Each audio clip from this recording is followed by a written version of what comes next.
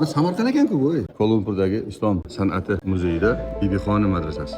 Islamic Arts Museum. Yeah, that's right. Have in Tashkent Islamic Civilization Museum. Civilization. Oh, the whole country. Yes. Uzbekistan.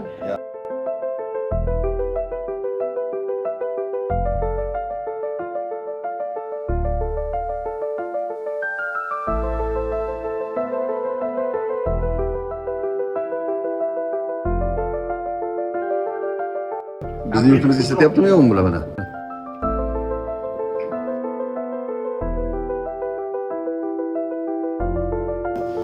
Granada. Buxorodagi Minorai Kalon mana. Bu yerda olimlar ham o'sha yerda o'qigan. Minorai madrasasida Buxoroda o'qigan. Bu hammamiz bilgan Makka, Masjidil Haram.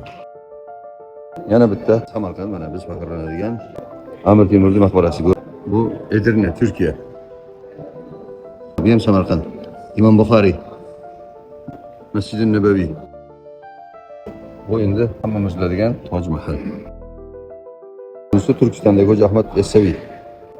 E'tibor qilyapsizlarmi? Tarixda qanchalik biz salmoqli o'rnimiz borligini. Zo'r, har bir millatning o'ziga yarasha tarixi bor. Go'zal, bu tarafga e'tirozimiz yo'q. Yo'q, biz maqtanmoqchi ham emasmiz. Nima demoqchiman? Bizning tariximiz boyroq ekan deganim nima? Bobomiz ilm yozgan, kitoblar yozgan, ilm fanga xizmat qilgan va uni dunyoga tarqatishgan.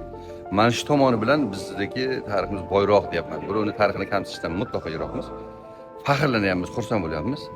Lekin bir narsa o'ylantiradi, biz ham shu ota-bobolarimizdek ilm taraqqiyotga xizmat qiladigan avlod bo'la olamizmi? Endi bizning yoshimiz biroz o'tib qolgandir, lekin yosh avlodga aytamiz, ustimizda ishlaylik, ilm fan taraqqiyotga salmoqli hissa qo'shaylik ota-bobolarimiz uchun.